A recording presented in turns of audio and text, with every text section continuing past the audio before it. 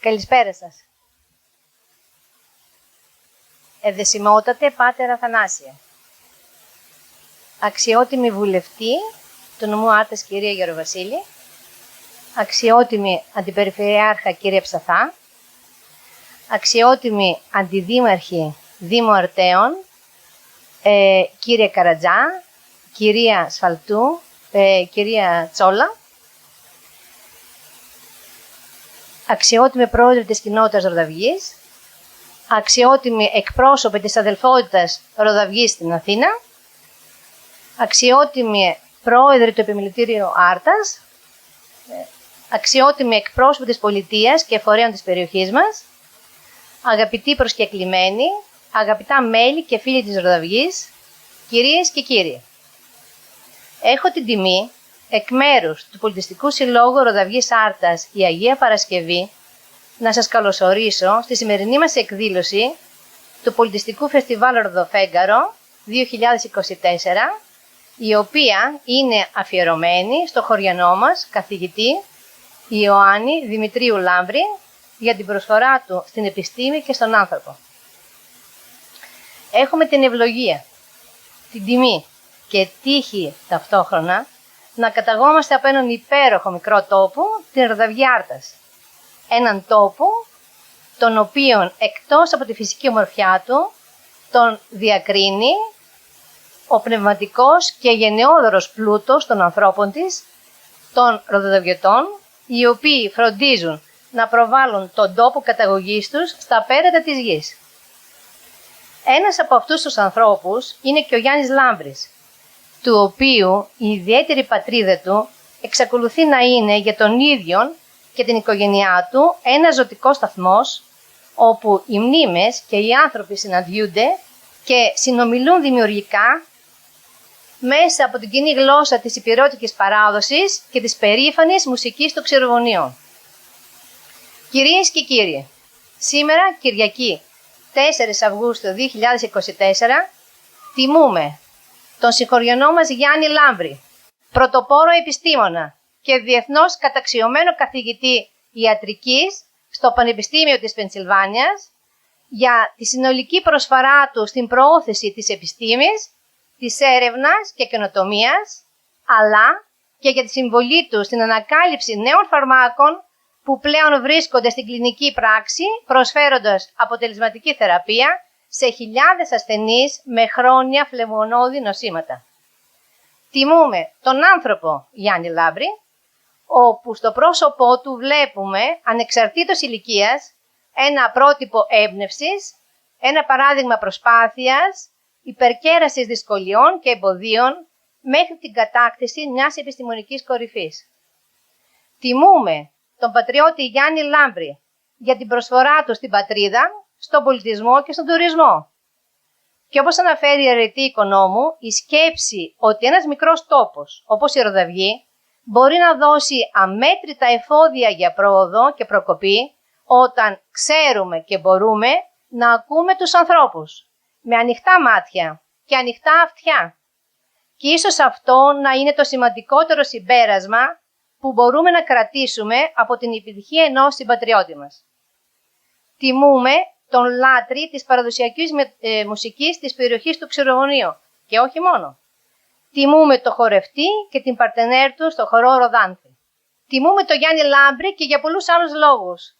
Θα έπρεπε να έχουμε πολύ χρόνο για να αναφερθούμε και στα υπόλοιπα χαρίσματα. Θα έπρεπε να είχαμε κάνει κάποια διατριβή διπλωματική. Είναι μια πολυσχηδή προσωπικότητα. Διδασκόμαστε επίσης ότι, όπως ο Γιάννης και οι συνεργάτες του, οι οποίοι είναι εδώ στο τραπέζι μας, συνεργάζονται ώρες ολόκληρες στο εργαστήριο για το καλό της ανθρωπότητας, έτσι και εμείς όλοι, όταν συνεργαζόμαστε για το κοινό καλό του τόπου μας, δημιουργούμε θαύματα. Σε ευχαριστούμε Γιάννη Λάμπρη. Η Ροδαυγή όλοι σε καμαρώνει και σε χαίρεται. Πριν ευχαριστήσω τους υπόλοιπους, θα ήθελα να ζητήσω δημοσίως συγγνώμη από τον Γιάννη το Λάμπρη, διότι πριν κάποια χρόνια, διότι έχω την τιμή να είμαι στο Πολιτιστικό Σύλλογο της Ροδαυγής γύρω στο ΔΣ γύρω στα 22 χρόνια, πριν κάποια χρόνια που είχε προταθεί να βραβευτεί ο Γιάννης Λάμπρης, είχα φέρει αντίρρηση και είχα πει τι έχει προσφέρει στο χωριό μας ο Γιάννης Λάμπρης. Η άγνοιά μου, η στενότητα του μυαλού μου, η οποία με είχε εμποδίσει να διαβάσω, να ερευνήσω, να μιλήσω με τον Γιάννη και τους υπόλοιπους για να δω τι διαμάντι κρύβει η περιοχή μας. Είχα φέρει αντίρρηση, το είχα βάρος στη συνείδησή μου, ζητώ δημόσια συγγνώμη μπροστά σε όλους σας. Δεν θα παραθμίσω τι έχει κάνει και για το χωριό μας. Λοιπόν, ευχαριστούμε την Εκκλησία με το Εκκλησιαστικό Συμβούλιο για την άδεια να χρησιμοποιήσουμε τον υπέροχο χώρο αυτό, τον πράβλιο χώρο της Αγίας Παρασκευής. Ευχαριστούμε το Δήμο Αρτέων και την Περιφερειακή Ενότητα Άρτας, οι οποίοι πάντα στηρίζουν όλες τις δραστηριότητες και όλες τις εποχές του χρόνου της εκδηλώσεως του χωριού μας. Και ευχαριστούμε φυσικά και τους χορηγούς μας, οι οποίοι είναι πολλοί και δεν θα τους αναφέρω ονομαστικά, θα τους αναφέρουμε στην εφημερίδα και με τα ηλεκτρονικά μέσα. Σας ευχαριστώ πολύ. Ο λόγος τώρα θα είναι στον συντονιστή της εκδήλωσης, τον κύριο Περικλή Φούκα, ο οποίος είναι διδάκτορ, καθηγητής παθολογανοτομίας στο τμήμα ιατρικής του Πανεπιστημίου Αθηνών. 1699, στις περιπέτειες του τηλέμαχου του Γάλλου συγγραφέα Φρανσουά Φενελόν, παρουσιάζεται ο Μέντορας με τη μορφή της Αθηνάς να συνοδεύει τον τηλέμαχο στο ταξίδι του, κατευθύνοντάς το με τις συμβουλές του και παρεμβαίνοντας το ώστε να επανασυνδεθεί τελικά με τον πατέρα του τον Οδυσσέα. Με τον τρόπο αυτό, η λέξη Μέντορα στη γαλλική και στη συνέχεια σε άλλες ευρωπαϊκές γλώσσες, αλλά και στη νέα ελληνική ως μερικό αντιδάνειο, σημαίνει γενικά το σύμβουλο και φίλο που δρά ως πνευματικός καθοδηγητής. Αυτά τα χαρακτηριστικά τα αισθάνθηκα βέβαια από την αρχή της συνεργασίας μας με τον Γιάννη Λάμπρη και η άποψή μου επιβεβαιώνεται σε κάθε επιστημονική μας αλληλεπίδραση αλλά και φιλική συζήτηση. Αγαπητοί μου συγχωριανοί και φίλοι, ευχαριστώ θερμά τον Πολιτιστικό Σύλλογο της Ροδαργής για το βήμα που μου έδωσε, προκειμένου να μιλήσω στα πλαίσια της τελετής αυτής ως συντοπίτης, φίλος και επιστήμονας για την κεφαλαιόδους θεωρώ σημασίας προσφορά του δικού μας ανθρώπου, του Γιάννη Λάμπρη, στην επιστήμη που άοκνα υπηρετεί, αλλά και στην επιμονή του να ωφελεί με τη δράση και τις έμπρακτες επιλογές του τον τόπο που τον γέννησε και τους ανθρώπους τους. Θυμίζω ότι ο Γιάννης, και θα τα δούμε και στη συνέχεια αυτά, ίδρυσε τη φαρμακευτική του εταιρεία Αμύντας Φαρμακευτικά όχι σε κάποιον φορολογικό παράδεισο εν μέσω μνημονίων, αλλά στη χώρα μας. Θυμίζω ότι ο Γιάννης Λάμπρης έχει ιδρύσει και διοργανώνει τα συνέδρια του Αιγαίου, τα Aegean Conferences, εδώ και 25 χρόνια, με πάνω από 20.000 επιστήμονες από όλο τον κόσμο. Θυμίζω ότι ο Γιάννης Λάμπρης έχει φιλοξενήσει στο εργαστήριό του πάρα πολλούς Έλληνες επιστήμονες, οι οποίοι στη συνέχεια ανελήχθηκαν στην ακαδημαϊκή καριέρα τόσο στην Ελλάδα όσο και στην Αλλοδαπή. Και θυμίζω επίσης ότι σε πάρα πολλά άρθρα ανασκόπησης, στην αγγλική βέβαια, χρησιμοποιεί προλογικά ρητά αρχαίων Ελλήνων φιλοσόφων. Είναι φανερό σε όσους τον γνωρίζουν και τιμητικό για αυτόν ότι από το δίπολο επιστήμη και γενέτειρα πηγάζει η ενέργεια και η έμπνευσή του, ενδυναμωμένες φυσικά από την υπέροχη οικογένειά του, μέσω της οποίας έχει κάθε λόγο να αισθάνεται ολοκληρωμένος και ευλογημένος. Ο Γιάννης, όπως γνωρίζω και εκτιμώ προσωπικά, μέσα από τις συνεργασίες και τις συζητήσεις μας, κινείται στο επιστημονικό του πεδίο, θέτοντας πάντα υψηλούς στόχους με την προσεκτική εκτίμηση του έμπειρου, αλλά και με τον ενθουσιασμό και την ανατρεπτικότητα του συλλογισμού του εφήβου, με την αυτοπεποίθηση του επαΐοντα, αλλά και με το φιλοπερίεργο του νέου. Σε κάθε περίπτωση δεν εφησυχάζει και κυρίως δεν εγκλωβίζεται στην επιτυχία ή στην αποτυχία ενός εγχειρήματος. Είναι ο κατεξοχήν εργάτης της επιστήμης του, ο κολυμβητής στα βαθιά νερά της, ο προσιτός μέντορας και ο άξιος εμπιστοσύνης συνεργάτης. Η βοήθειά του σε μένα προσωπικά ήταν πολύτιμη από κάθε άποψη, όταν στο ξεκίνημά μου ως ακαδημαϊκός, πανεπιστημιακός, ανταποκρίθηκα και δέχτηκα με μεγάλη χαρά την πρόσκλησή του για συνεργασία στο εργαστήριό του στην Ιατρική Σχολή της Πενσιλβάνια, μία από τις διεθνούς κύρους ιατρικές σχολές και υψηλού επίπεδου, και είχα την ευκαιρία εκεί βέβαια να συνεργαστούμε επιστήμονες από όλη την Ιφίλιο στο υπερσύγχρονο αυτό εργαστήριο αμερικανικών προδιαγραφών, που είναι άξιος να διευθύνει επί δεκαετίες. Όταν ταξίδεψα στην Αμερική, βέβαια στο αεροδρόμιο ήρθε και με βρήκε η Ροδάνδη. Δηλαδή ήταν η έναρξη αυτής της φιλοξενίας που δέχτηκα το χρονικό διάστημα, δυστυχώς μόνο ένα χρόνο που ήμουν εκεί. Μετά από λίγες, θυμάμαι Κυριακή των Βαΐων, μετά από λίγες μέρες μπόρεσα και βρήκα το σπίτι μου εκεί στη Walnut Street, δηλαδή Walnut Street στα περίχωρα του κάμπους, και κάθε πρωί για να πάω στο εργαστήριο πέρναγα από αυτό το υπέροχο κάμπους, όπου σου δίνει πάντα την ευκαιρία αυτό το δάσος και αυτά τα κτίρια, γνωρίζοντας μάλιστα ότι είναι μία από τις παλιότερες ιατρικές σχολές, να σκέφτεσαι. Και εδώ είναι τα εργαστήρια που είχα τη χαρά να βρεθώ για ένα χρόνο. Ήταν μεγάλη εβδομάδα, η φιλοξενία του ήταν πάλι διαρκής. Την Ανάσταση βρεθήκαμε εκεί στον Άγιο Γεώργιο, αν θυμάμαι. Κάναμε Ανάσταση, έμεινα το βράδυ στο σπίτι και την επαύριο βέβαια είχαμε κλασική ελληνικό φαγητό και κλασικό ελληνικό γλέντι στο σπίτι του Γιάννη.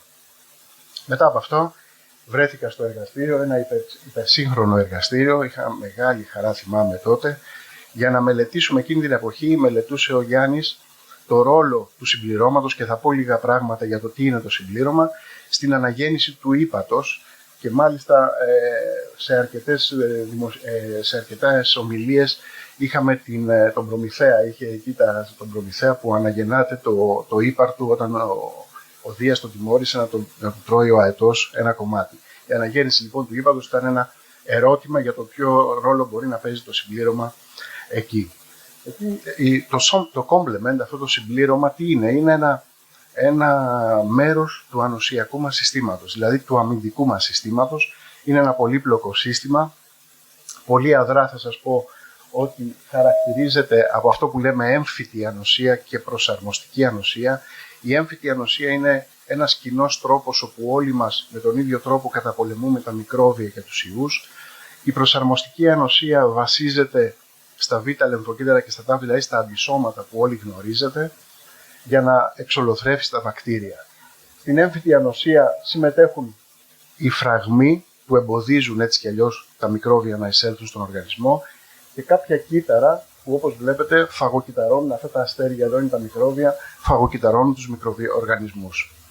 Η προσαρμοστική ανοσία με τα β και τ είναι ειδική ανοσία, φτιάχνει αντισώματα ειδικά για κάθε ιό. Για τον COVID, παραδείγματος χάρη, όπως ξέρετε, έχουμε τα αντισώματα που σκοτώνουν τους ιούς όταν βρίσκονται εκτός των κυττάρων, και όταν κρύβονται μέσα στα κύτταρα που σκοτώνουν τα τ λεμφοκύτταρα. Δηλαδή συνεργάζονται όλα αυτά αρμονικά. Και βέβαια βλέπουμε η φλεγμονή, το innate immunity, ξεκινάει εκεί, έχουμε λύση της συνεχείας του δέρματος, μπαίνουν τα μικρόβια, αρχίζει η τοπική καταπολέμηση, φλεγμονή που όλοι έχουμε δει στο δέρμα μας, και στη συνέχεια στους λεμφαδένες ενεργοποιείται η προσαρμοστική ανοσία, τα β και τα τ λεμφοκύτταρα. Και όλοι μπορεί να έχετε αισθανθεί κάποιους διωγγωμένους λεμφαδένες μετά από κάποιο δόντι, ίσως χαλασμένο, αλλά θα επιστήσω εδώ την προσοχή πάντα όταν έχουμε λεμφαδένες ή οτιδήποτε, θα πρέπει να τα βλέπει ο γιατρός, γιατί δεν είναι πάντα ενεργοποιημένη ανοσιακή απάντηση. Το συμπλήρωμα λοιπόν που βλέπετε εδώ κάτω είναι ένα πολύπλοκο σύστημα που συμμετέχει στην ανοσιακή απάντηση, στην ανοσία του οργανισμού, στην άμυνα. Και για να δείξω την πολυπλοκότητα, αυτό είναι ένα πρόσφατο slide από ένα άρθρο που έχουν βγάλει οι συνεργάτες του Γιάννη και ο Γιάννης, που δείχνει όλη την πολυπλοκότητα αυτών των μορίων, και ως τελικό αποτέλεσμα έχουμε την ανάπτυξη φλεγμονής και την καταστροφή των μικροβίων με το συμπλήρωμα. Ο Γιάννης έχει μελετήσει πάρα πολλά από αυτά τα συστατικά αυτού του συμπληρώματος και έχει δει σε εισαγωγικά ότι σε μερικές περιπτώσεις η έντονη φλεγμονώδης αντίδραση είναι αυτή που τελικά κάνει τις βλάβες στον οργανισμό. Και σας θυμίζω ότι με τον COVID, όπως ξέρετε, δεν ήταν ο ίδιος ο ιός που σκότωνε, αλλά ήταν η έντονη φλεγμονώδης αντίδραση. Έτσι λοιπόν η ομάδα του Γιάννη έχει φτιάξει κάποιες φαρμακευτικές ουσίες που μπορούν να μπλοκάρουν αυτή την φλεγμονώδη αντίδραση. Και βέβαια στο δέντρο της ιατρικής ο Γιάννης πάντα πιστεύει στην παθολογική ανατομική, στην ειδικότητα που υπηρετώ, και γνωρίζει πάρα πολύ καλά ότι όλες αυτές οι βασικές επιστήμες με τις μεγάλες ανακαλύψεις θα πρέπει να μεταφραστούν σε διαγνωστικά τεστ από την παθολογική ανατομική για να δώσουν αυτά τα διαγνωστικά τεστ στις κλινικές ειδικότητες για να προσφέρουν θεραπεία στους ασθενείς. Ο Γιάννης αποτελεί απτό παράδειγμα για τους νέους εκείνους που οραματίζονται τα μεγάλα και που η πατρίδα σχεδόν πάντα σε αδυναμία τους σε εισαγωγικά εξορίζει με το γάντι για να διαπρέψουν τελικά σε κάθε γωνιά της γης, μοχθώντας με τρόπο ωφέλιμο για τους ίδιους, για τους ανθρώπους που έμειναν πίσω τους και για τον κόσμο όλο που βρίσκεται σε ανάγκη. Αυτός είναι και ο λόγος που είμαστε σήμερα εδώ για τον Γιάννη, γιατί υπηρετώντας επί σειρά ετών την επιστήμη του, συγκροτημένα, μαχητικά, ηθικά, υπηρετεί την ανθρωπότητα ολόκληρη με τον πιο θεμιτό τρόπο. Αξίζουν πολλά συγχαρητήρια στον ίδιο και στην οικογένειά του, τη Ροδάνθη, τα παιδιά του, τον Δημήτρη και την Αγάθη και τα εγγόνια του που τον αγαπούν, τον στηρίζουν, τον καμαρώνουν και εμπνέονται από αυτόν. Σας ευχαριστώ.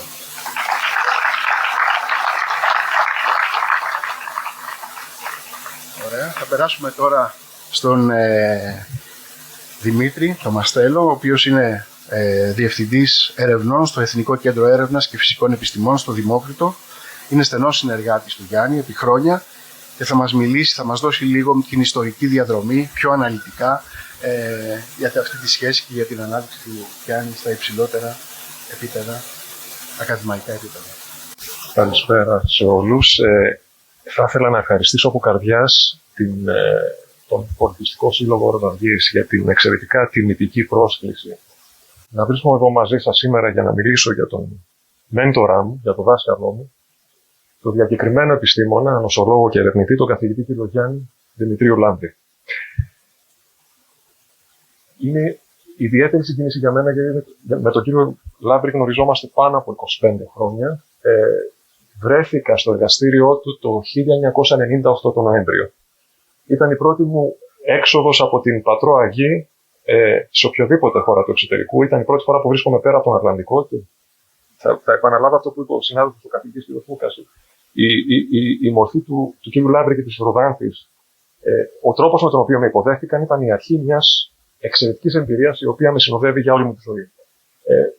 Θα πω απλά ότι στον καθηγητή Λάμπρη οφείλω όλη μου την επιστημονική καριέρα και διαδρομή μέχρι τώρα. Του οφείλω σχεδόν τα πάντα. Και σε προσωπικό επίπεδο. Αλλά αυτό είναι μια μεγάλη συζήτηση. Είμαστε εδώ για να τιμήσουμε τον ερευνητή Γιάννη Δημητρίου Λάμπρη. Εκ Ροδανδής άρτας ορμόμενος. Δεν θα πω τίποτα για αυτό το φοβερό περιβάλλον. Η Ροδανδή είναι ένα εξαιρετικό τοπίο, ένα αμάλγαμα, ένα μείγμα πολιτιστικό. Οι εικόνες που φέρνει ο επισκέπτης είναι εικόνες που τον συνοδεύουν για μια ζωή και νομίζω ότι ο καθηγητής Γιάννης Λάμπρης υπήρξε κινητήριος μοχλός στο να ερωτευτούμε, να βρεθούμε όλοι στη Ροδανδή, να ερωτευτούμε αυτή την ατμόσφαιρα και αυτή την εικόνα και να επιστρέφουμε πάντα στο ίδιο μέρος, πάντα με την φιλοξενία, την εξαιρετική φιλοξενία της οικογένειας του κ. Λάμπρη. Θα ήθελα να ξεκινήσω δίνοντας κάποια σύντομα βιογραφικά στοιχεία τα οποία έχουν για μένα εξαιρετική σημασία.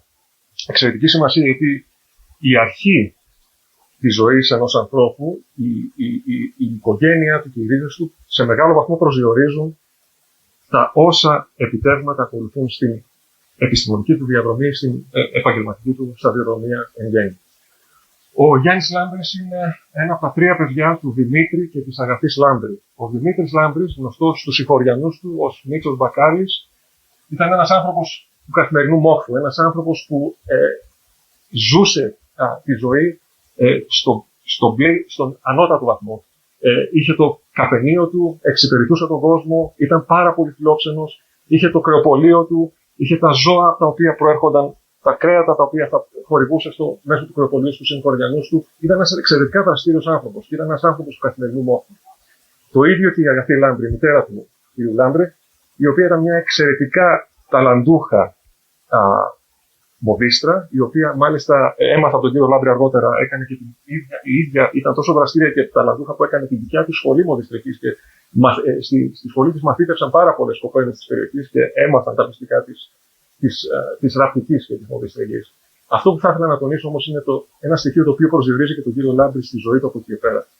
η εμπειρία του ότι μεγάλωσε σε μια οικογένεια όπου οι γονείς του ήταν πραγματικά άνθρωποι του μόχθου, αγωνιστές της ζωής και ασυμβίβαστοι. Ασυμβίβαστοι με ένα παράδειγμα που ο τρόπος με τον οποίο γνωρίστηκαν ο Δήμητρος και η Αγαθή.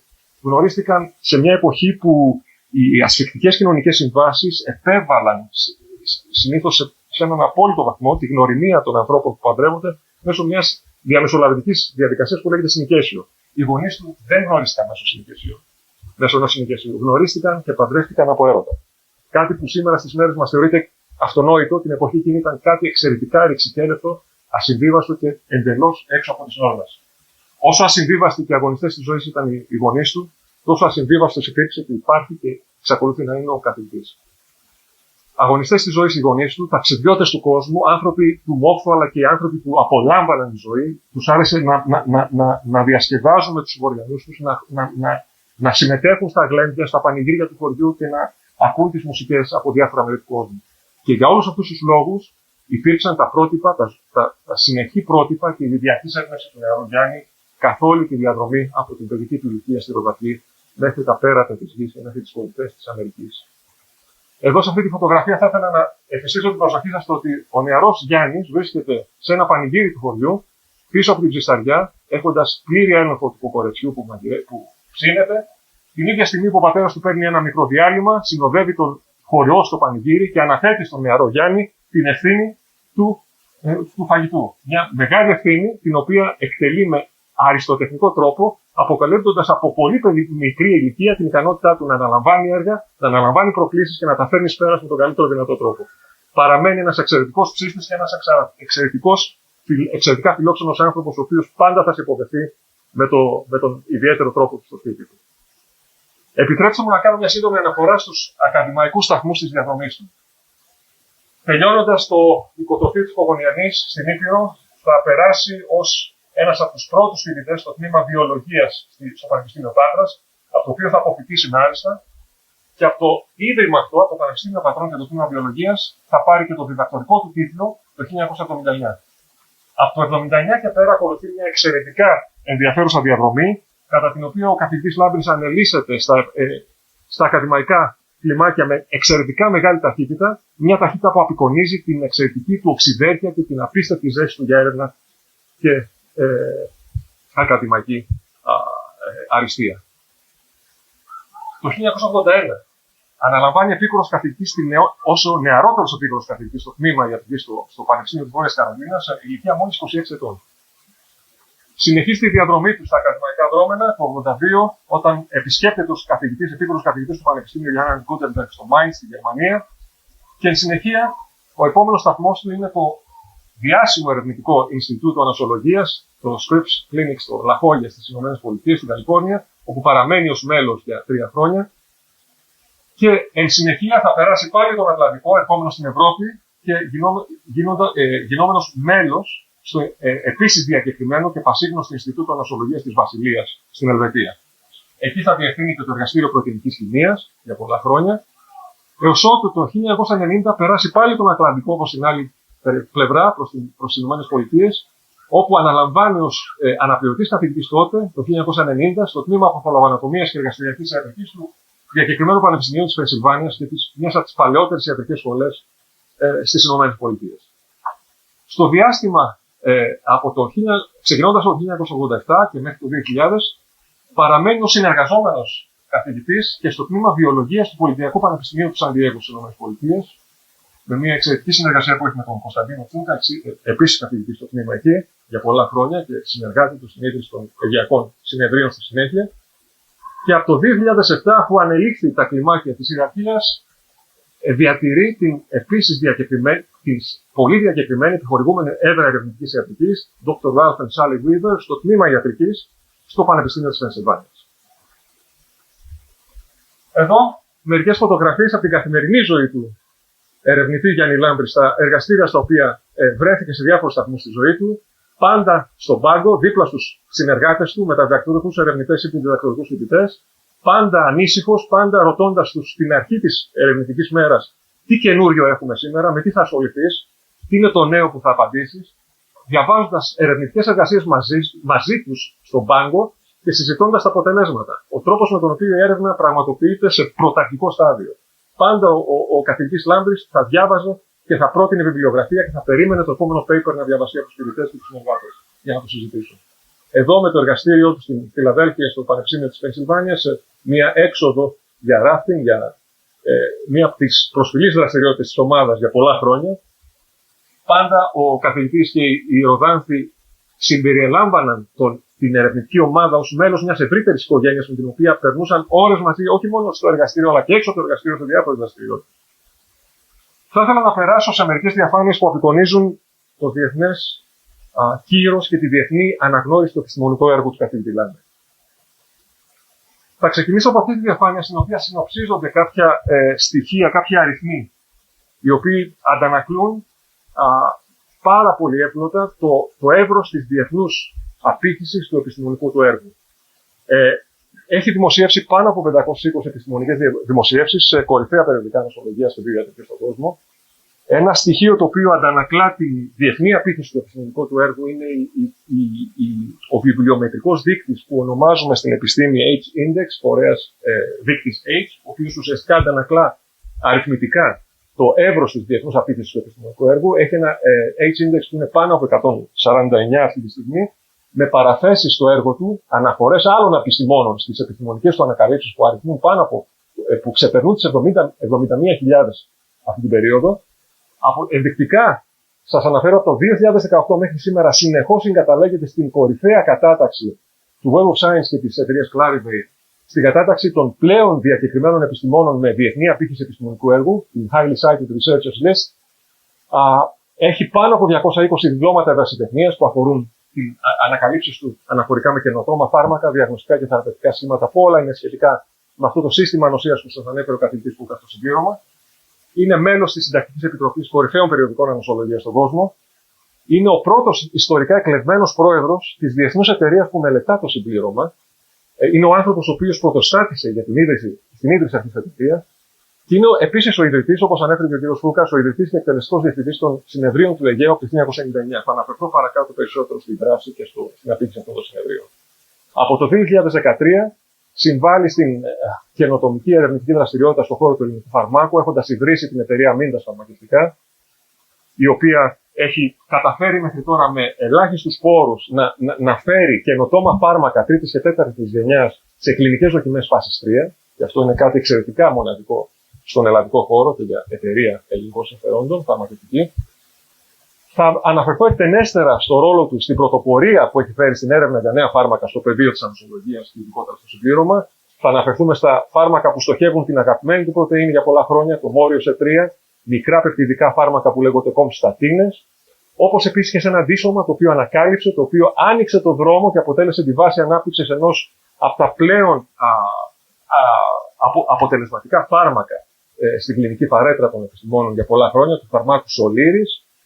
Και θα σημειώσω ότι η ερευνητική του δραστηριότητα έχει λάβει χρηματοδοτήσεις άνω των 50 εκατομμυρίων δολαρίων τα τελευταία 30 χρόνια από διάφορους χρηματοδοτικούς φορείς, όπως είναι το Εθνικό Ίδρυμα Ερευνών NIH και διάφορους άλλους φορείς στην Ευρώπη και στην Αμερική. Θα ήθελα να σταθώ σε κάποιους συναισθηματικά φορτισμένους και πολύ όμορφους σταθμούς στην διαδρομή του. Διακρίσεις οι οποίες έχουν ουσιαστικά να κάνουν με την αναγνώριση του έργου του από διάφορα πανεπιστημιακά τμήματα στην Ευρώπη αλλά και στην Ελλάδα. Το 2006 αναγορεύεται σε επίτιμο διδάκτορα του Πανεπιστημίου Κάλμαρ στη Σουηδία. Το 2013 επίσης έχουμε την αναγόρευση του κ. Λάμπρη σε επίτιμο διδάκτορα από το Πανεπιστήμιο, το διακεκριμένο Πανεπιστήμιο του Ουψάλα στη Σουηδία. Ένα επιστέγασμα μιας μακρόχρονης συνεργασίας του με το Πανεπιστήμιο και τον καθηγητή Μπον Νίλσον και την ομάδα του στην ανακάλυψη του πώς το συμπλήρωμα συμβάλλει στην φλεγμονή, που συμβάλλει στην προμοτική απόκριση, από το θρομβοφλεγμονή, αλλά και σε διάφορα άλλα μοντέλα νόσων.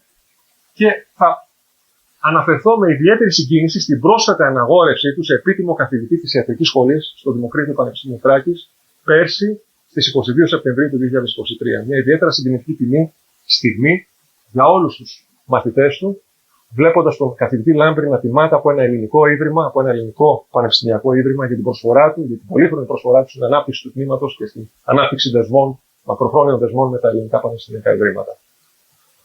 Θα σταθώ επίσης σε μια αναγόρευση του καθηγητή Λάμπρη σε επίτιμο καθηγητή από το Πανεπιστήμιο Ulm στη Γερμανία το 2012.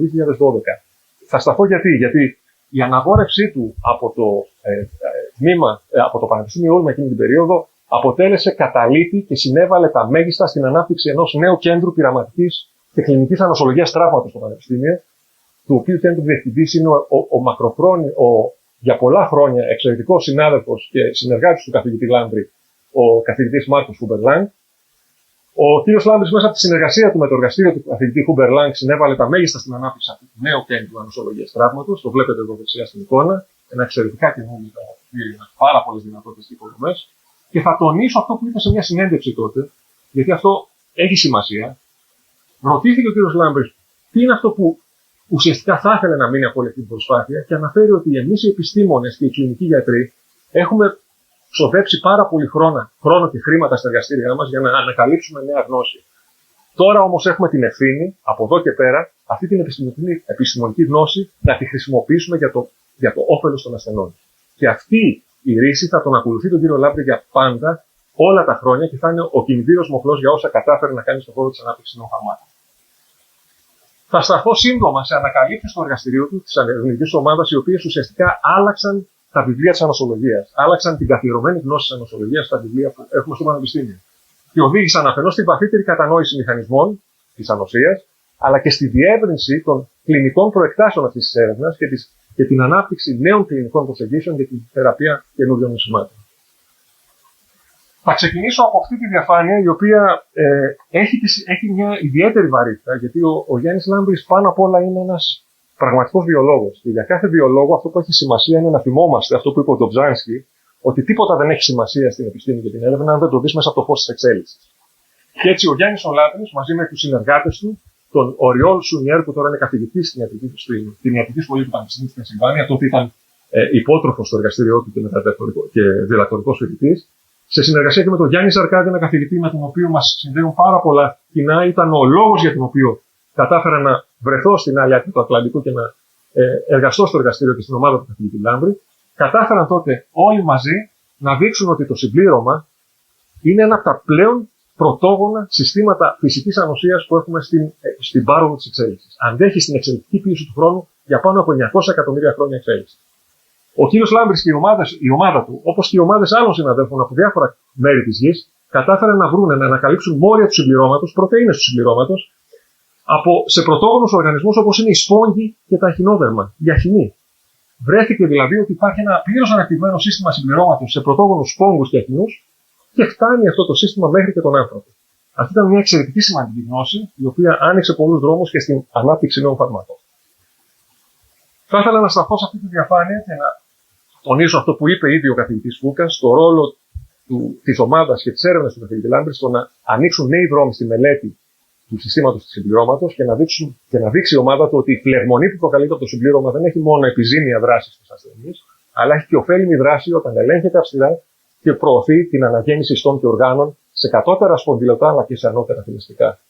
Εδώ θα σας δείξω χαρακτηριστικά την εικόνα ενός αμφιβείου που λέγεται Axolotl ή μεξικανική σαλαμάνδρα. Είναι ένα μοντέλο το οποίο χρησιμοποιείται από τους ερευνητές για τη μελέτη της αναγέννησης των άκρων. Και ο κύριος Λάμπρης μαζί με την ομάδα του Παναγιώτη Τσόνη υπήρξαν οι πρωτοπόροι οι οποίοι χαρακτήρισαν το ρόλο του συμπληρώματος στην αναγέννηση των άκρων και των διάφορων οργάνων αυτών των εντυπωσιακών ουροβελών αμφιβείων. Και όχι μόνο αυτό, τα πειράματα αυτά επεκτάθηκαν και στα ανώτερα θηλαστικά και βρέθηκε από την ομάδα του καθηγητή Λάμπρη και με τη συμμετοχή πολλών συναδέλφων που φαίνονται σε αυτή την εικόνα του Κρίστοφ Στρέι, του Ρομπ Ντιάντζελης και του Μάτσεκ Μαρσκεύσκι, που όλοι υπήρξαν μεταδιδακτορικοί υπότροφοι στο εργαστήριό του εκείνη την περίοδο, βρέθηκε ότι το συμπλήρωμα παίζει πολύ σημαντικό ρόλο στο να προωθεί την αναγέννηση του σηκωτίου στα θηλαστικά. Σε πειράματα που έγιναν τότε σε ποντίκια.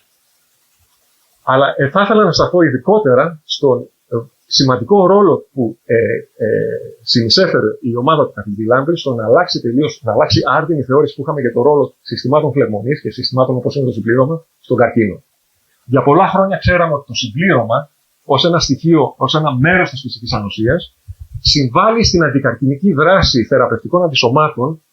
Βλέπετε στην εικόνα χαρακτηριστικά τέτοια σκευάσματα που είναι στην κλινική πράξη, και τα οποία αξιοποιούν την ικανότητα του συμπληρώματος να καταστρέφει τα καρκινικά κύτταρα σε συνδυασμό με αυτά τα αντισώματα.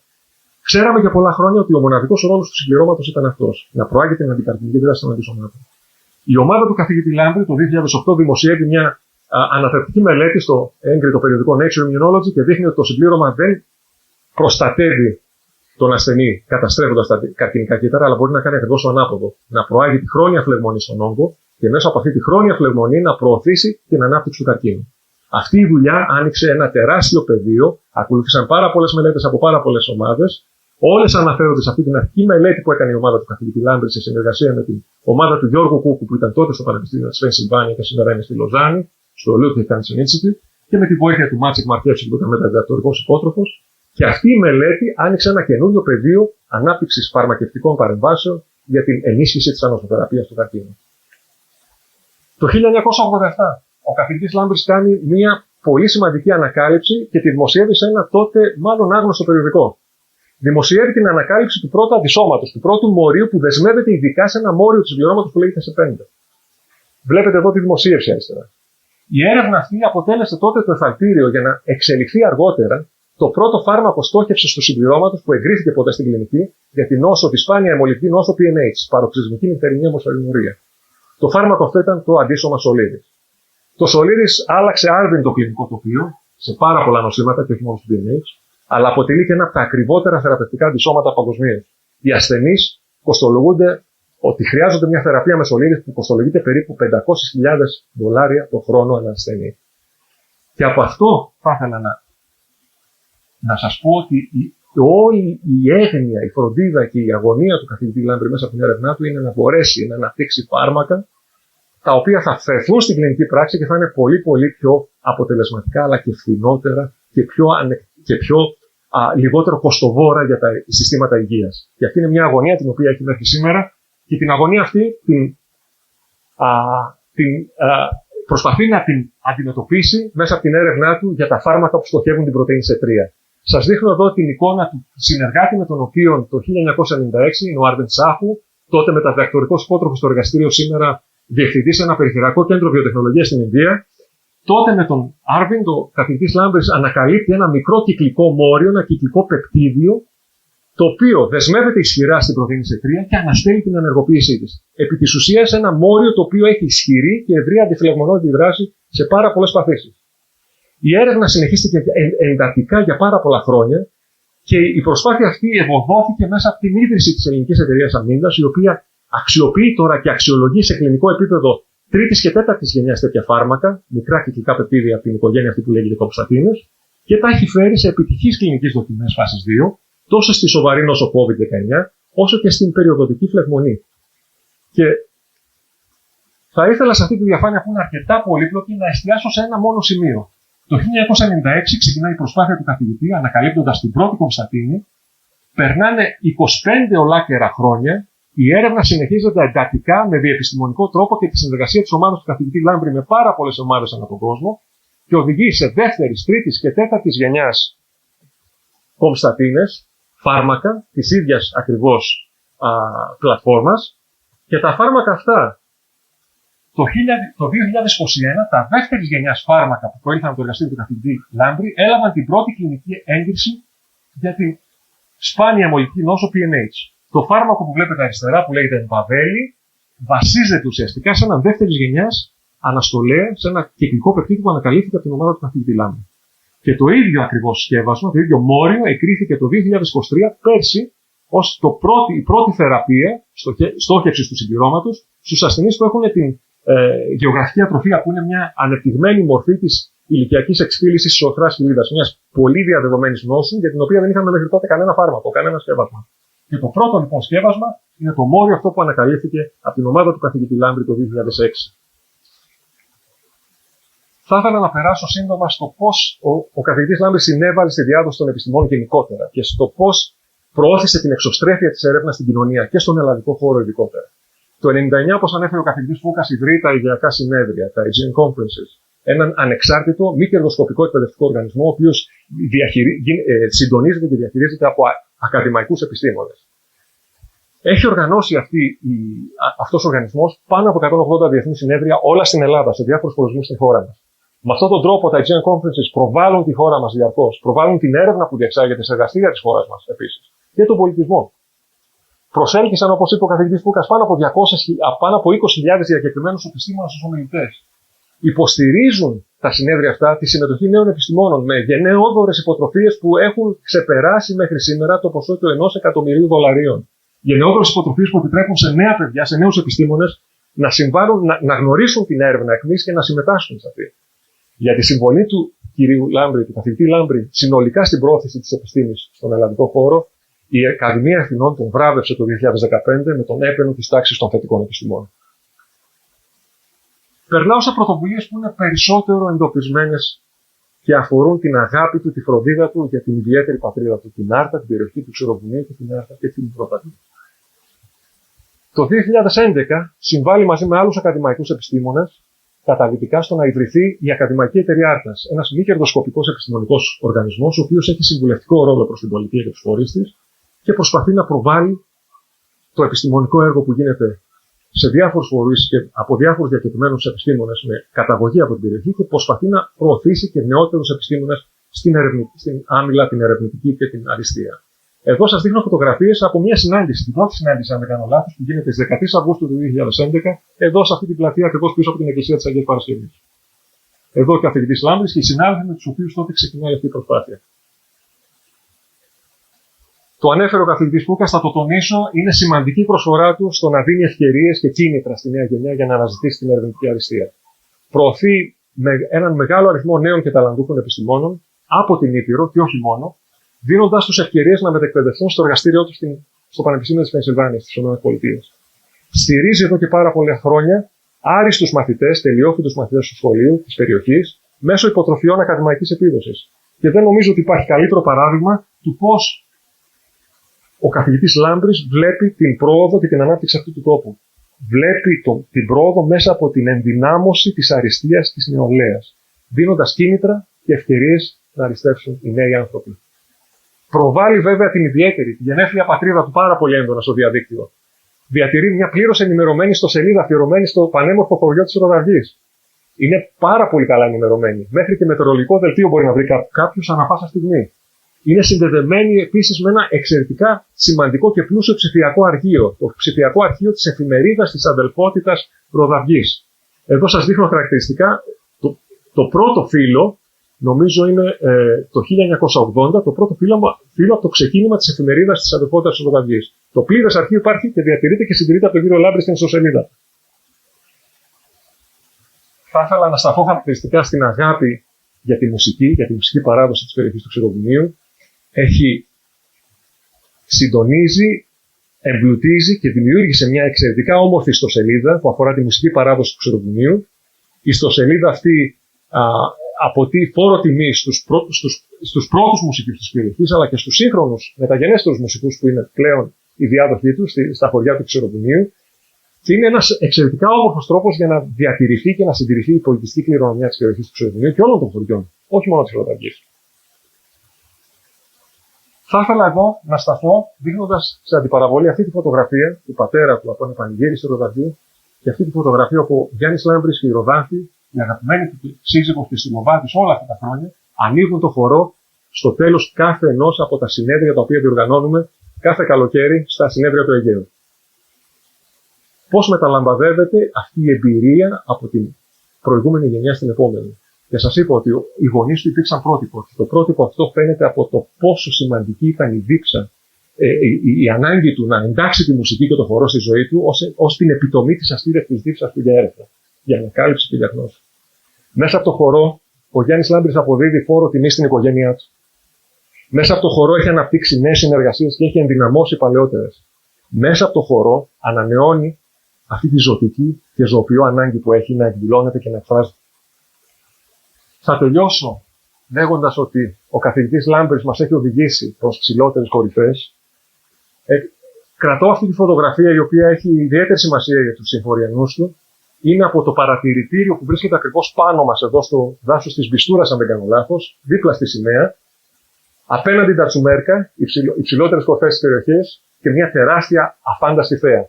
Μας ανοίγει συνεχώς καινούργιους ορίζοντες. Μας δείχνει τι θα πει έρευνα αιχμής, υπερβαίνοντας όμως τα εσκαμμένα και τα καθιερωμένα. Πάντα ξεφεύγουμε έξω από το κουτί. Αυτό είναι το μήνυμα που θέλει να μας δίνει πάντα. Είναι ένας πολέμιος, ένας συστηματικός πολέμιος πάσης φύσης δογματισμών. Στην έρευνα και όχι μόνο.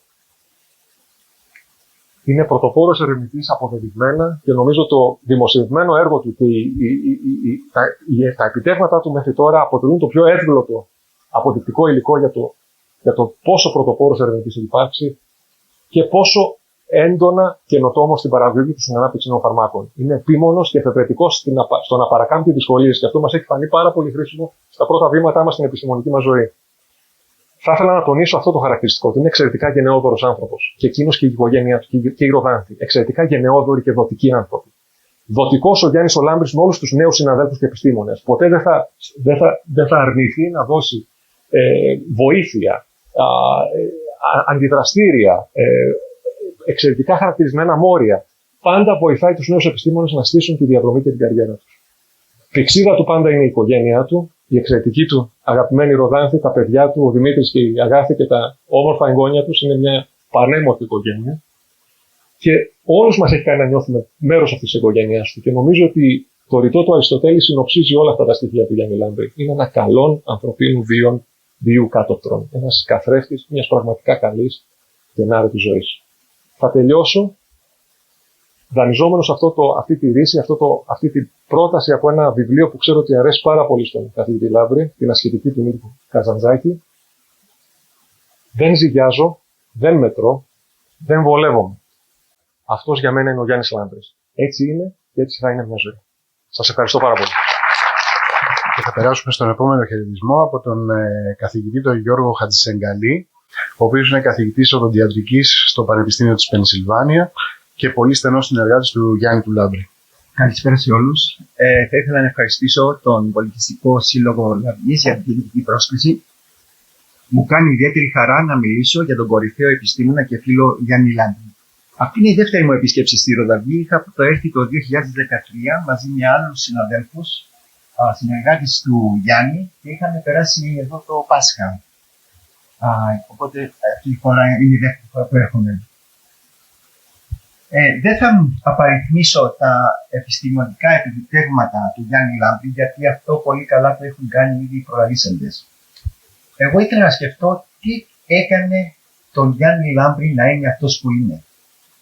Τι ξεχωριστό είχε που τον έκανε να ξεχωρίσει. Καταρχήν, ο Γιάννης είναι πάρα πολύ διορατικός. Βλέπει τη μεγάλη εικόνα. Δεν ασχολείται μόνο με τη λεπτομέρεια, και είναι και αυτή σημαντική στην επιστήμη. Θέλει να ξέρει ποιο είναι το επόμενο βήμα. Αυτή η μεγάλη εικόνα τον κάνει, πιστεύω, ένα από τα μεγαλύτερα πλεονεκτήματα που έχει στην προσπάθεια του στην επιστήμη. Έχει μεγάλη έμπνευση. Κατεβάζει ιδέες εκεί πέρα που μιλάς και λες τα αστεία, κατεβάζει μια μεγάλη ιδέα. Αλλά δεν είναι πάντα οι μεγάλες ιδέες που γίνονται μεγάλα έργα.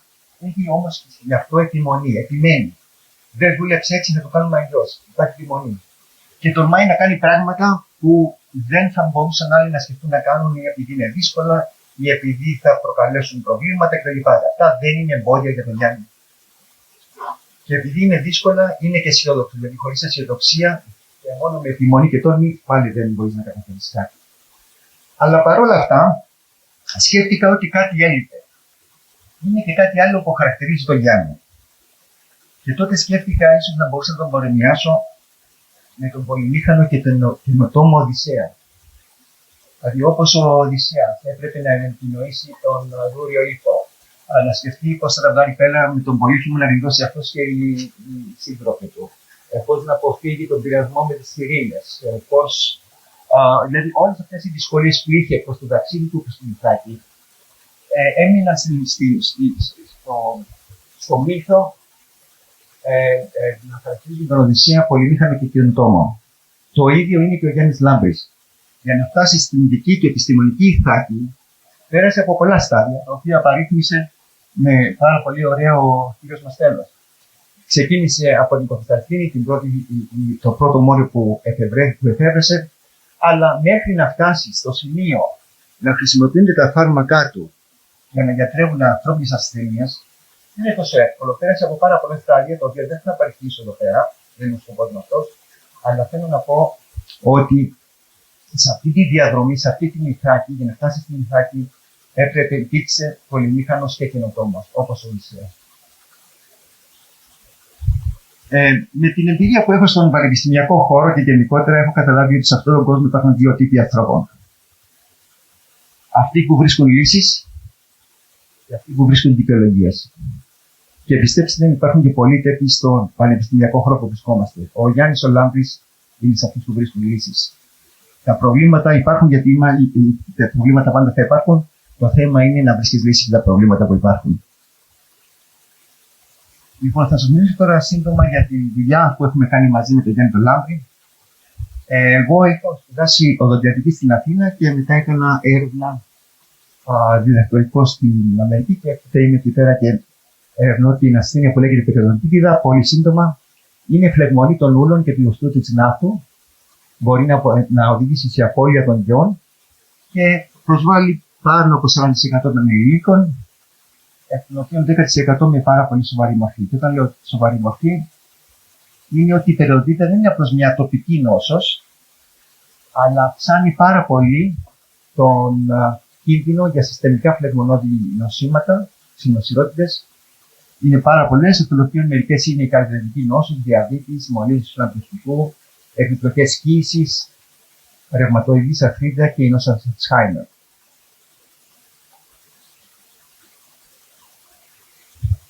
Το κακό όμως είναι ότι δεν υπάρχει αποτελεσματική θεραπεία. Σε αυτό με τον Γιάννη έχουμε προσπαθήσει και κάναμε κάτι το οποίο θα σας περιγράψω λίγο αργότερα. Αυτό είναι ένα απόσπασμα από το βιβλίο που διδάχτηκα εγώ όταν ήμουν φοιτητής στην οδοντιατρική. Είναι το βιβλίο της περιοδολογίας του κ. Μίτση. Και όταν το διάβαζα τότε, αυτό είναι ακριβώς από το δικό μου βιβλίο. Το είχα κρατήσει και οι σημειώσεις που έχω εδώ πέρα, οι υπογραμμίσεις, είναι οι πραγματικές αυτές που είχα κάνει όταν διάβαζα την εξέταση. Και μου είχε κάνει τότε μεγάλη εντύπωση, γιατί έλεγε ότι η χρόνια φλεγμονή, στην οποία ανήκει και η περιοδοντίτιδα, δεν είναι ασαφής και δεν γνωρίζουν την αιτιολογία. Εγώ τότε ως αφελής φοιτητής παραξενεύτηκα. Νόμιζα ότι τα ιατρικά συγγράμματα είναι κάτι σαν Ευαγγέλιο. Πρέπει όλοι αλήθεια να είναι εκεί πέρα. Τι λένε αυτοί πέρα, δεν ξέρουν τι τους γίνεται. Και λέω εγώ, μήπως κάποια στιγμή και εγώ να προσπαθήσω να συνεισφέρω σε αυτή τη λύση. Πώς δημιουργείται η χρόνια φλεγμονή, η περιοδική φλεγμονή που καταστρέφει τους περιοδικούς ιστούς. Λοιπόν, 37 χρόνια αργότερα γνωρίζουμε ότι το συμπλήρωμα είναι η κύρια αιτιολογία της περιοδικότητας. Σε πολύχρονες μελέτες που έχουμε δημοσιεύσει με τον Γιάννη τον Λάμπρη, οι οποίες φαίνονται εδώ πέρα συνοψισμένες σε αυτό το καρτούν και είναι από μια πρόσφατη δημοσίευση που κάναμε μαζί με τον κύριο Μαστέλο και τον κύριο Λάμπρη, έχουμε δείξει ότι το συμπλήρωμα εμπλέκεται στον παθογόνο μεθασχηματισμό του περιοδικού μικροβιώματος. Η περιοδικότητα ξεκινάει από μικρόβια που καρκίνουν στο στόμα και αυτά προκαλούν προβλήματα όταν αυτά γίνονται πραγματικά παθογόνα και το συμπλήρωμα παίζει ρόλο σε αυτό. Και επίσης το συμπλήρωμα παίζει ρόλο στη φλεγμονώδη απόκριση που οδηγεί στη καταστροφή του καρδιακού οστού. Δηλαδή, με το να αναστείλουμε το συμπλήρωμα, χρησιμοποιώντας τα φάρμακα που επινόησε και ανέπτυξε ο Γιάννης Λάμπρης, σκεφτήκαμε ότι μπορούμε να λύσουμε το πρόβλημα της περιοδοντίτιδας και με αυτόν τον τρόπο και τα συνοσιρότητες που ακολουθούν την περιοδοντίτιδα. Είναι τέλος πάντων να αυξάνεται ο κίνδυνος για να κάνει κάποιες και άλλες ασθένειες όπως τα Alzheimer's και αδερφική νόσος, ρευματοειδής αρθρίτιδα και άλλα. Οπότε αυτό είναι που ευελπιστούμε να δούμε στην κλινική με το φάρμακο, την κοψατίνη, αυτή η εικόνα να μετατρέπεται κάπως έτσι. Λοιπόν, το να δουλεύει κανείς σκληρά για κάτι που δεν τον θυσιάζει φυσικά προκαλεί στρες. Αλλά το να δουλεύεις πολύ σκληρά για κάτι που πολύ σου αρέσει, εγώ θα το έλεγα πάθος και εδώ θα έβαζα το Γιάννη τον Λάμπρη. Το κάνει με πάθος, δεν το κάνει με στρες. Σε αυτά τα χρόνια έπτυξα μια φιλία, πολύ στενή φιλία με τον Γιάννη. Είμαστε και οικογενειακοί φίλοι. Αυτό είναι μια συγκέντρωση στο σπίτι μας. Εδώ είναι ο Γιάννης, η Ροδάνθη, εδώ είναι η γυναίκα μου η Μπέτη. Και επίσης η οικογένεια ενός άλλου εξαίρετου Έλληνα επιστήμονα, του Χεντάφλη Φαβάκη, ο οποίος είναι καθηγητής ιατρικής στην Γερμανία. Αλλά τις πιο πολλές συναντήσεις με τον Γιάννη, όταν είναι να μιλήσουμε για τη δουλειά μας, δεν την κάνουμε στα σπίτια, την κάνουμε σε ωραία εστιατόρια. Συνήθως ο Γιάννης πάει πρώτος και με περιμένει με ένα κρασί στο χέρι. Και εκεί πέρα συζητάμε και κατεβάζουμε ιδέες για καινούργια πειράματα και πώς θα λύσουμε προβλήματα που υπάρχουν. Και κάπως έτσι έχουμε προχωρήσει στην επιστήμη στη συνεργασία μας. Φυσικά συζητάμε και με άλλους συνεργάτες. Εδώ συζητήσαμε μια κλινική μελέτη, η οποία θα γίνει σε λίγο καιρό, για φάση 3. Εδώ είμαστε στην Χερσόνησο, στο Ηράκλειο. Και πάντα επιλέγει ο Γιάννης τα καλύτερα εστιατόρια και μια ονταλιαθέα, όπως εδώ πέρα το περιοχή απέναντι στο βουνό. Εδώ είχαμε απέναντι την θάλασσα. Εδώ είναι μια από τις συζητήσεις που είχαμε με τον Γιάννη πολύ στην αρχή, πριν ξεκινήσουμε τις μελέτες για να ανακαλύψουμε την θεραπεία για την περιοδίδα. Και εδώ είναι από το Ενετικό λιμάνι στα Χανιά. Κάπου εδώ πέρα ήμασταν τότε ασχολούμασταν μόνο με ποντίκια, δηλαδή χρησιμοποιούσαμε τα ποντίκια για να δούμε αν οι θεραπείες που είχαμε υπόψη μας λειτουργούν στα ποντίκια, λειτουργήσαν στα ποντίκια. Αλλά δεν είμαστε γιατροί για τα ποντίκια, πρέπει να κάνουμε κάτι περισσότερο. Χρησιμοποίησαμε το ίδιο φάρμακο σε πίθηκους, τους οποίους η περιοδοδή δεν είναι σχεδόν ακριβώς όπως των ανθρώπων. Οι μελέτες μας είναι και εκεί επιτυχείς και έτσι φτάσαμε στο 2021 και δοκιμάσαμε για πρώτη φορά το φάρμακο την κομσταντίνη τρίτης γενιάς σε ανθρώπους, η οποία ήταν πάρα πολύ επιτυχής. Απλώς εδώ πέρα, χωρίς να μπω σε επιστημονικές λεπτομέρειες, να σας πω πώς δράει η κομσταντίνη. Η κομσταντίνη, όπως είπε και ο κύριος Μαστέλος και ο κύριος Φούκας, είναι το μόριο που επινόησε, που ανέπτυξε ο Γιάννης Λάμπρης και αναστέλει την ενεργοποίηση του συμπληρώματος με το να μπλοκάρει τον παράγοντα C3, τον τρίτο παράγοντα του συμπληρώματος, ο οποίος είναι πάρα πολύ ομιλικός. Και οι διεργασίες που προκαλούν την περιοδίδα, οι φλεγμονώδεις διεργασίες, ξεκινάνε μετά το C3. Δεν θα μας λεπτομέρειες εδώ πέρα. Απλώς καταλαβαίνετε ότι αν μπλοκάρει κάποιος αυτό το σημείο εδώ πέρα, τότε οι διεργασίες οι οποίες είναι καταστροφικές για τους κοινωνικούς αυτούς θα μπλοκαρίσουν. Οπότε έτσι σκεφτόμαστε πώς θα λειτουργήσει η κομσταντίνη. Και αυτό όντως έγινε. Αυτό είναι από μία μελέτη που έγινε στη Βοστόνη με επικεφαλή στην Dr. Χατής Χάστορ. Οπότε το φάρμακο αυτό δόθηκε σε ανθρώπους. Η φλεγμονή αυτών που το πήραν ήταν πολύ λιγότερη από αυτούς που δεν το πήραν.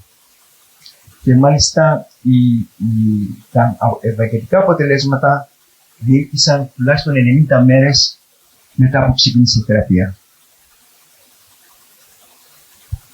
Μια άλλη μεγάλη συμβολή του Γιάννη είναι τα συνέδρια Αιγαίου, τα Aegean Conference, που ανέφερε λεπτομερέστερα ο κύριος Μαστέλος. Αλλά εδώ θα ήθελα να πω ότι σε αυτά τα συνέδρια, εδώ πέρα βλέπουμε είμαστε στη Ρόδο, το 22, εδώ είναι από το Ηράκλειο, την επόμενη χρονιά. Και εδώ πέρα είναι πολλοί πρώην φοιτητές μου, οι οποίοι είναι τώρα ανεξάρτητοι επιστήμονες στα δικά τους πανεπιστήμια, επίπεδοι καθηγητές, και ήθελα να βγάλω μια φωτογραφία με τον Λάμπη, γιατί τον Γιάννη τον Λάμπη τον ξέρουν σε όλο τον κόσμο, στον κόσμο της επιστήμης, και όλοι θέλουν να έχουν μια φωτογραφία μαζί του. Τα συνέδρια Αιγαίου δεν είναι μόνο ότι διαφημίζουν τη χώρα μας στο εξωτερικό. Είναι συνέδρια τα οποία πολλοί επιστήμονες, οι οποίοι δεν ήξεραν πριν ο ένας τον άλλον, έχουν αρχίσει και ξεκινήσανε μεγάλες συνεργασίες. Όπως λέει και το μότο των συνεδρίων Αιγαίου, φέρνοντας μαζί τους επιστήμονες και προωθώντας την ανταλλαγή ιδιών και τη συνεργασία. Αυτό δεν είναι απλώς ένα σύνθημα, αυτό είναι κάτι που γίνεται έμπρακτα σε αυτά τα συνέδρια. Θα τελειώσω με το δεύτερο πάθος μετά την επιστήμη του Γιάννη. Χορός και χορεύω και νιώθω καλύτερα, και είμαι σίγουρος ότι η Ροδάνθη και ο Γιάννης αυτό νιώθουν μετά που θα γράψουν τη συνάντηση. Σας ευχαριστώ για την προσοχή. Καλώ στο βήμα την κυρία Παπαβασιλείου για την αναγόρευση σε επίτιμο πρόεδρο, κ. Λάμπρη. Αναγόρευση του καθηγητή Ιωάννη Δημητρίου Λάμπρη σε επίτιμο πρόεδρο του Πολιτιστικού Συλλόγου Ροδαυγής Άρτας η Αγία Παρασκευή. Σύμφωνα με το καταστατικό άρθρο 4 και 14 και με απόφαση της Γενικής Συνέλευσης 3 Μαρτίου 2024, αποφασίστηκε και εγκρίθηκε ομόφωνα να γίνει η αναγόρευση το καλοκαίρι του 2024 του χωριανού μας καθηγητή ιατρικής του Πανεπιστημίου Πενσιλβάνιας Ιωάννη Δημητρίου Λάμπρη σε επίτιμο πρόεδρο του πολιτιστικού μας συλλόγου δια την προσφορά του στην επιστήμη, στον πολιτισμό και στην πατρίδα μας. Παρακαλώ τον κύριο Λάμπρη να έρθει. Παρακαλώ τον κύριο πρόεδρο του πολιτιστικού, τον κύριο πρόεδρο της κοινότητας Ροδαυγής και τα μέλη της αδελφότητάς μας, την κυρία Ρένα Ράπη και την κυρία Παπαβασίλειο Ελένη να έρθουν. Να σας διαβάσω τι γράφει Πολιτιστικό Σύλλογος Ροδαυγής Άρτας η Αγία Παρασκευή, τιμής ένεκεν. Στον καθηγητή Ιωάννη Δημητρίου Λάμπρη για την προσφορά του στην επιστήμη και στον άνθρωπο. Μην καταδέχεσαι να ρωτάς. Θα νικήσουμε? Θα νικηθούμε? Πολέμα. Ο σωστός δρόμος είναι ο ονήφορος. Νίκος Κατετζάκης.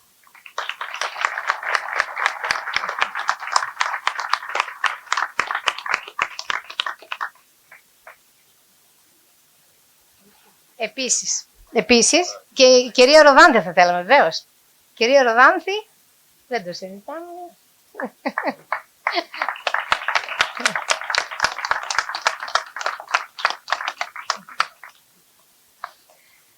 Και ένας πίνακας ζωγραφικής από τον κύριο Καλέντζη, ο οποίος είναι καθηγητής μαθηματικός και ζωγράφος στην Πρέβεζα και ήταν ο πρώτος διορισμός του στη Ροδαυγή και απεικονίζει το γυμνάσιο, την πλατεία μας και το γυμνάσιο όπου πήγαινε σχολείο ο Γιάννης ο Λάμπρης.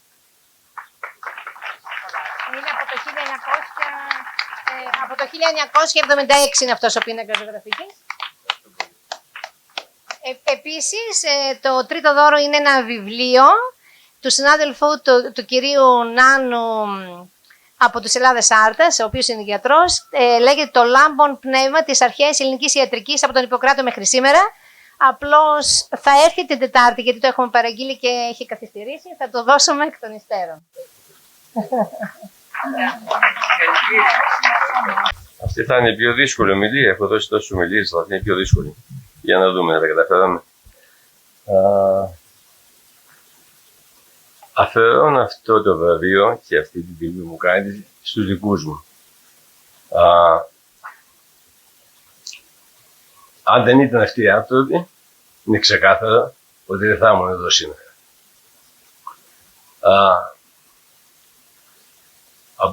Όπως είπε και ο Δημήτρης, και εσείς ξέρετε το χωριανοί πολύ καλά, δεν παντρεύτηκαν με συνοικέσιο. Ο μύθος λέει ότι ο πατέρας μου έκοψε το χέρι για να πάρει άδεια, για να έρθει να προλάβει, μη δώσουν τη μάνα μου σε κάποιον άλλο. Από ό,τι θυμάμαι, η αγάπη τους ήταν πολύ έντονη όλα αυτά τα χρόνια που ζήσαμε. Εκείνο που τους ξεχώριζε ήταν η αγάπη για τη ζωή και αυτό το έδειχναν με 1000 διαφορετικούς τρόπους. Ήταν άνθρωποι ζωντανοί, ήταν από τους λίγους ανθρώπους που εκείνη την εποχή είχαν ταξιδέψει, θα έλεγα, στα πέρατα του κόσμου. Είχαν έρθει 2 φορές στην Αμερική. Ο πατέρας μου έχει πάει στο Μεξικό, Ιταλία, Γερμανία, Ελβετία. Έχει ταξιδέψει στην Κωνσταντινούπολη, είχαν ταξιδέψει στην Αίγυπτο και επίσης πήγε και βαφτίστηκε στον Ιορδάνη ποταμό και από ό,τι βλέπετε εδώ πέρα πήρε και το πιστοποιητικό. Οπότε αυτό μου δίνει το δικαίωμα, σύμφωνα με τους τύπους, να αλλάξω το όνομά μου και να λέγομαι Χατζηλάμπρης.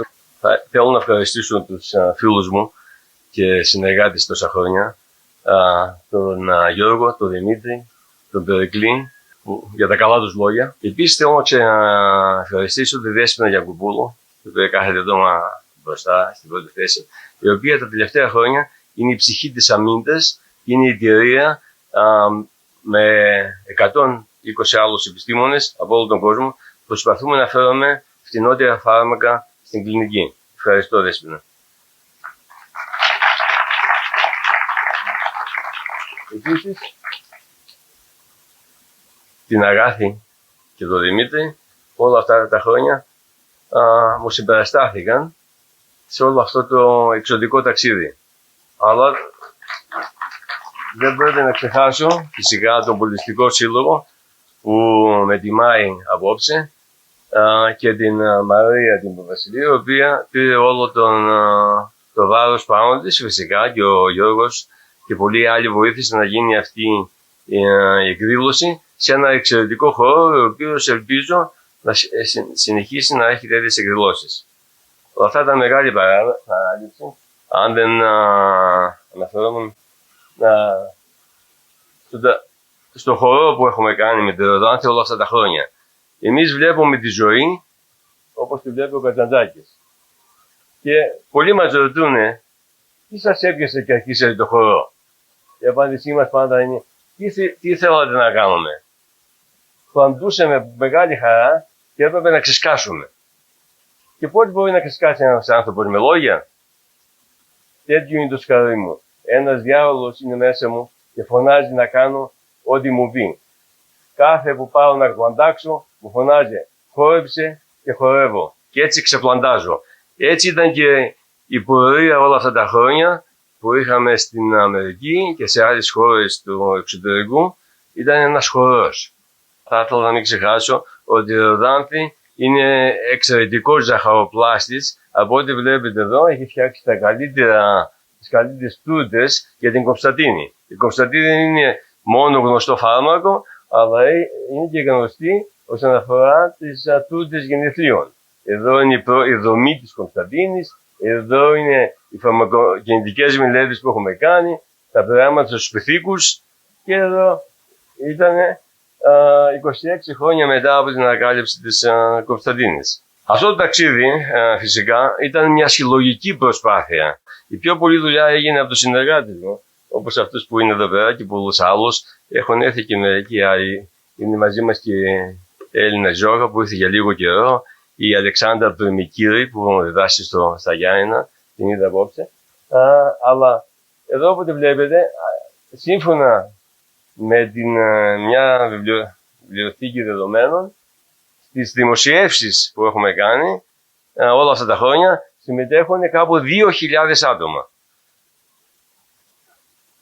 Έτσι μόνο μπορεί να γίνει μια δουλειά, όταν υπάρχει συνεργασία. Ήθελα να σας πω πώς βλέπω αυτές τις εμπειρίες μου σχετικά με την ανακάλυψη της Κωνσταντίνης. Τον βλέπω σαν το χορό στα ποτήρια.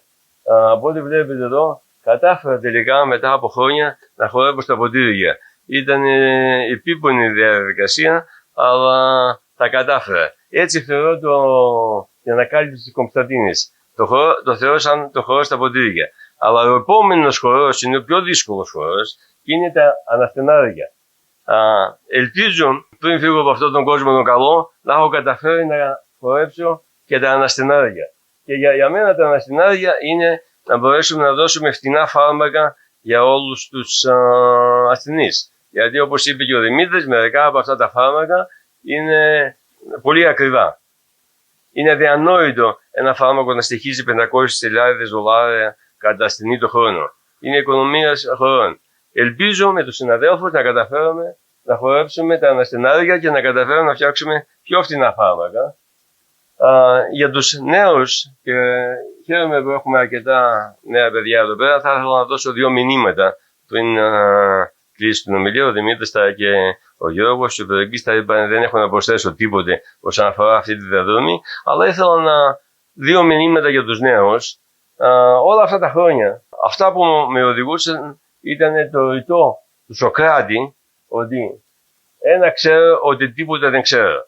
Αυτό ήταν που με έκανε να συνεχίσω τον αγώνα. Ακούω έντονα πολλές φορές εγώ έκανα αυτό, εγώ έκανα το άλλο. Στην επιστήμη δεν υπάρχει. Υπάρχει εμείς. Και αυτό εφαρμόσαμε όλα αυτά τα χρόνια με τους συνεργάτες μου εδώ και πολλούς άλλους συνεργάτες. Οπότε είδατε κάπου 2.000 άτομα συμμετείχαν σε πολλές δημοσιεύσεις για να καταφέρουμε να κάνουμε κάτι. Όταν χρησιμοποιείς το εγώ σαν επιχείρημα και νομίζεις ότι μπορεί να τα καταφέρεις μόνος, δεν μπορεί να κάνεις τίποτε. Και για τους νέους έχω να πω ότι να ρωτούν για τα πάντα, να μαθαίνουν κάτι από αυτά τα ερωτήματα που κάνουν, αλλά να μην απαντούν σε τίποτα. Γιατί όταν θεωρείς ότι έχεις απαντήσει και έχεις λύσει το πρόβλημα, τότε δεν έχει τελειώσει κιόλας η ζωή ή η επιστήμη. Επίσης, θέλω να σας διαβάσω αυτό το διάλογο του Παπαφώτη με τον Μανολιό, από το αγαπημένο μου βιβλίο του Νίκο του Καζαντζάκη. Οπότε βλέπετε εδώ, οπότε διαβάζουμε, ο Μανολιός ρωτούσε τον Παπαφώτη πώς πρέπει να αγαπάμε το Θεό. Γέροντα του λέει, αγαπώντας τους ανθρώπους, παιδί μου. Και πώς πρέπει να αγαπάμε τους ανθρώπους, μοχθώντας να τους φέρουμε στο σωστό δρόμο. Και ποιος είναι ο σωστός δρόμος? Ο ανήφορος. Αυτό έχω να πω για τους νέους και να τους παροτρύνω να ακολουθούν τον ανήφορο και να το έχουν σαν σκοπό στη ζωή τους. Να ευχαριστήσω όλους σας και τα επόμενα θα τα πούμε στο χώρο. Εκεί θα δείξουμε τα ταλέντα όλοι στον επιρρότικο χορό και ό,τι άλλο μας παίξουν ο Βασίλης ο Γεωργόρης.